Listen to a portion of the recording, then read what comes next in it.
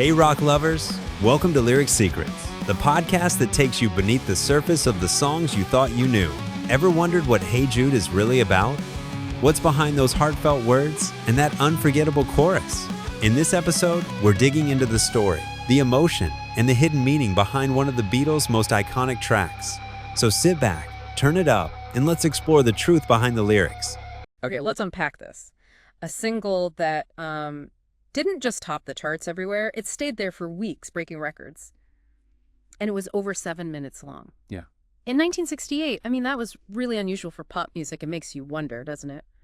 What was the secret sauce? How did the Beatles' Hey Jude become such a massive, lasting hit? Well, it's such a fascinating story, It's where really personal stuff meets musical innovation, and it all kind of comes together in this message that just clicked with everyone. Right. So in this deep dive, we're going to unpack exactly that. We'll look at where the song came from, the lyrics, the music, which was pretty groundbreaking, the whole vibe of the time, how people interpreted it differently, the reaction it got, and, well, why we're still talking about it. And we're drawing on a pretty detailed analysis here, looking at it from all angles. Exactly. And it's important to remember, this was the first single on their own label, Apple Records. That was a big deal for them, kind of staking their claim. Absolutely. It felt like more than just a song release. It was like a statement. And yeah, we're aiming to go, way beyond just listening to it. We want to really get why Hey Jude still resonates so much today. Okay. So where did it all begin? What was that initial spark? Right. So the origin, it's really tied up with a tough time for John Lennon. His relationship with Yoko Ono was developing, and that led to his separation from Cynthia, his wife at the time, and their son, Julian. Mm. And Paul McCartney was actually quite close to Cynthia and Julian. He felt, really bad for them, felt a lot of empathy. That human connection, that's so key, isn't it? You imagine being Julian, just a young kid, your family's changing dramatically. Yeah. And then this friend, who happens to be Paul McCartney, shows up with a song basically for you. That's pretty much how it happened. Paul was driving out to see them. That's exactly it. He was driving out to their place in Surrey, and apparently on that drive, the melody and the first idea, Hey Jules, just sort of came to him. Hey, Jules! Yeah. Cynthia Lennon actually talked about it later, said how touched she was by Paul showing up, being so thoughtful. She recalled him saying he started writing it on the way over. Yeah. It was meant as this direct comfort for Julian, trying to help him through it. Hey, Jules, don't make it bad. You can almost hear the gentleness in that original line. So why Jude? Why the change? Paul said the main reason was just musical. He thought Jude sounded better, flowed better with the melody. Simple as that, maybe. But, thinking about it, that small change also kind of broadened it out, didn't it? It wasn't just about Julian anymore.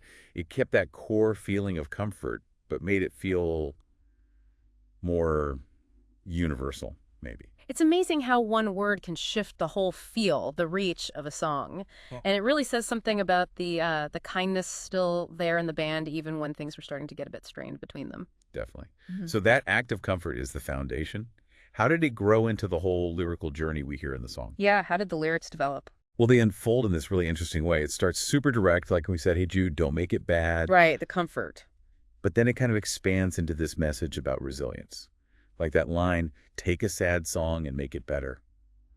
That's really the heart of it, isn't it? Turning things around. It's like a gentle push almost, saying, look, this is tough, but you've got it in you to change how you deal with it. What about other key bits in the lyrics? Any lines that really stand out? Well, verse 2, hey, Jude, don't be afraid. It shifts towards like looking forward. You were made to go out and get her. It suggests moving on, finding happiness again after things fall apart. Let her into your heart. Being open again. Exactly. And then the bridge, that's got some real wisdom, right? Yeah. Don't carry the world upon your shoulders. And that interesting idea that acting cool or detached to being a fool actually makes things worse. Yeah, don't bottle it up. Timeless advice, really. And then it comes back to that inner strength idea later, right? In the fourth verse. Mm-hmm. The movement you need is on your shoulder. It's simple, but it's powerful. It really is. It's saying, the power to change things, it's within you. You've got this. Yeah. And what's really interesting is the ambiguity around her. Who is her? Right. Is it a person? Is it happiness? Something else. And that vagueness, that's a huge part of why it connects with so many people, I think. It lets everyone kind of pour their own meaning into it. Totally. You can map your own life onto it. And I remember reading about that line, the movement you need is on your shoulder. Apparently, John Lennon thought it was brilliant, right? Even if Paul was a bit unsure about it at first. Exactly. Lennon supposedly said it was one of the best lines Paul ever wrote, which is funny because Paul apparently thought it was a bit nonsensical initially, maybe something he'd fix later. Huh? Shows how subjective it all is. It does. And the fact that people still debate that line just adds another layer to the song's richness. It really does. It lifts it beyond just being about Julian and Cynthia, which naturally brings us to those other ways people have heard the song, because Paul's always said it started with Julian, but others heard different things. Lennon, for example. Yeah, Lennon famously believed that, maybe subconsciously, Paul wrote it for him, about his relationship with Yoko. Really? Yeah, he heard lines like, "You have found her, now go and get her," as Paul kind of giving his blessing, even if maybe Paul didn't intend it that way when he wrote it.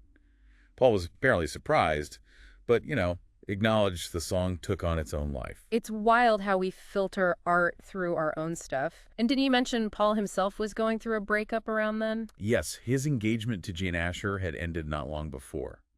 So it's definitely possible that some of his own feelings about moving on, finding someone new, kind of seeped into the lyrics, maybe without him even realizing it fully. Makes sense. And the interpretations don't stop there, do they? People have read Her as maybe being about music itself.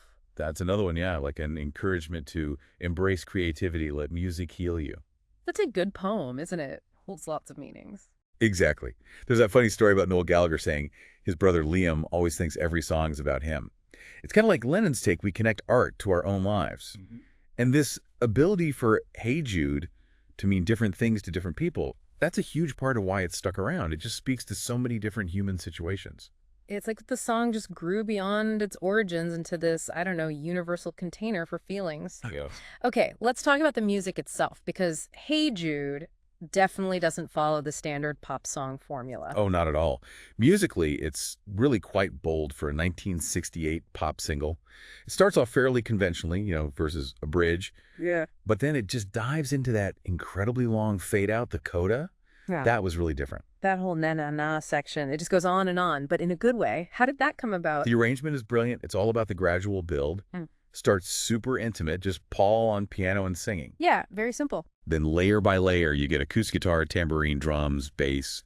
It just keeps adding texture. Then later, backing vocals, and that massive 36-piece orchestra comes in. Wow, 36 pieces. Yeah. And then, of course, that coda, which is over 4 minutes long itself, just that repeating refrain. But Paul's ad-libbing over it, the orchestra swells. It's immense. It almost feels like a chant after a while. What about the musical nuts and bolts, the key and chord? It's mostly in F major, which often feels quite bright, optimistic.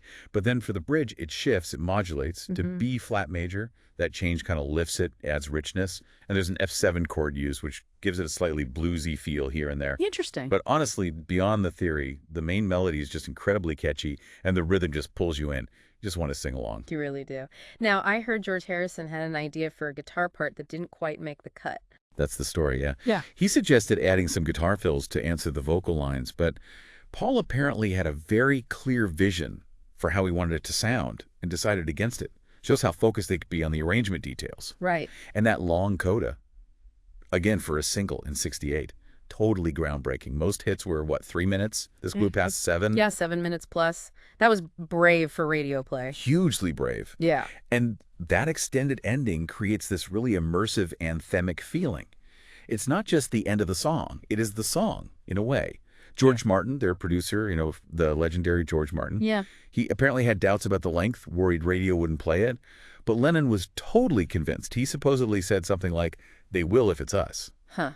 And he was right. That build-up through the song and then that huge release in the coda, it's just brilliant. You see it today at concerts, right? That coda becomes this massive moment. Absolutely. The na-na-na bit is just this universal chant now. It brings everyone together. So this incredibly ambitious song came from a band that was, let's say, going through some stuff internally. What was the bigger picture for the Beatles in 68? Yeah, 1968 was a massive year for them, full of change. We mentioned Lennon's separation, Paul's breakup. Right, personal stuff. But also, creatively, things were getting tense. You really hear about that during the sessions for the White Album, which they were working on around the same time. different ideas, maybe pulling in different directions sometimes. So definitely some friction brewing. For sure. But weirdly, it was also a year they were pushing forward in big ways. They had the Yellow Submarine movie come out. And crucially, they launched Apple Corps, their own company. So it's interesting to think that maybe the song's themes change, hope, things getting better. Maybe that resonated with what they were going through as a band too, this mix of difficulty and trying new things. It's almost like, Hey Jude, even though it started so personally, somehow captured the feeling of that moment for the band itself. And despite the tensions, it became this incredible unifying thing, not just for them, but for the whole world, it seems. Exactly. And when it was released, August 68, wow. Yeah. The reaction was just off the charts. Phenomenal seems like an understatement. Critics loved it. The public went crazy for it. What did that look like on the charts? Just total domination. Number one, pretty much everywhere. It was number one in the UK for 2 weeks. But in the US, on the Billboard Hot 100, it sat at number one for 9 weeks. 9 weeks? That's insane for the time. It was a record then. The longest run at number one up to that point. It just wouldn't budge. Wow. And it wasn't just the US and UK, right? No, it was the biggest selling single of 1968 in the UK, US, Australia, Canada, all the major markets. Billboard named it the number one song for the whole year.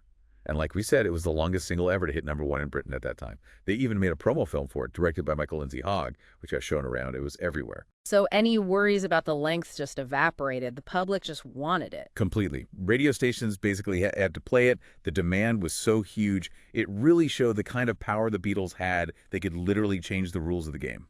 They basically forced the industry to accept longer songs. And here we are all these years later, and Hey Jude is still, well, it's still Hey Jude. Its legacy is immense. It really is. It connects with new generations all the time. You see it pop up in culture constantly. Like it's used in Ted Lasso recently was quite prominent. Oh, yeah. And Paul McCartney, whenever he plays live, it's always a huge highlight.